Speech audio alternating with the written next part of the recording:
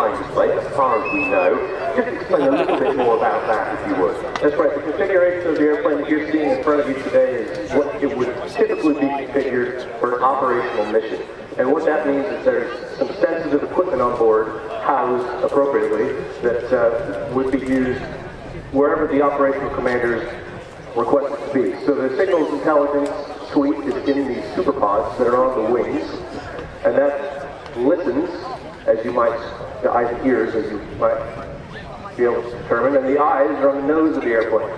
So the different sensors that we put on the nose are electro-optical infrared sensor or synthetic aperture radar, both being able to achieve something that you cannot see from low altitude.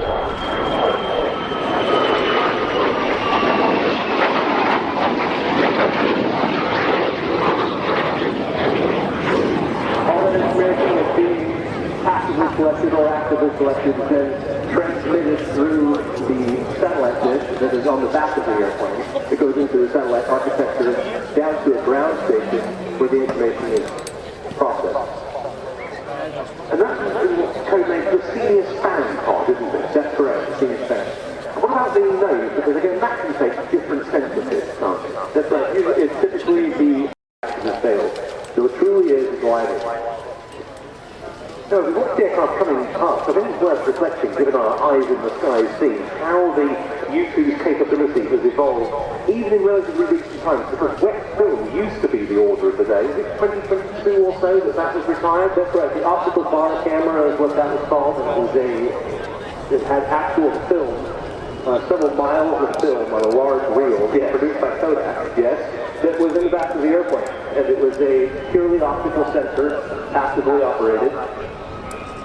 And it's basically the sensor that the airplane is built with.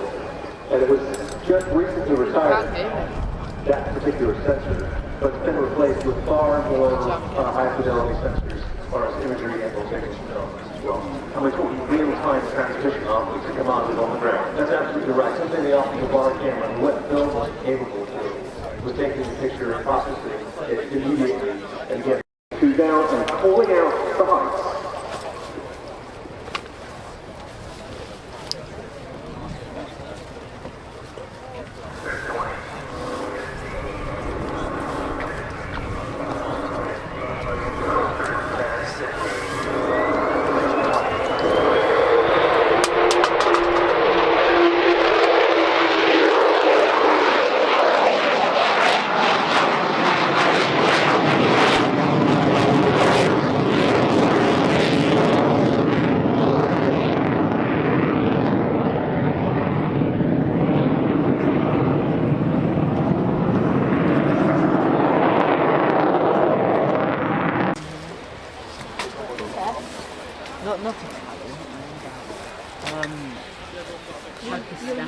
Oh yeah, no, the Pakistan plane, you're right, yeah.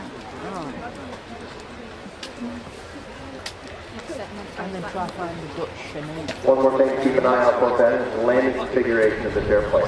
So it has a bicycle landing gear, tandem, meaning the wheel in front and the wheel in back. Nothing on the wing. So as it comes down one wing, it will eventually park out the other. It's sacrificial. I think we should go with it.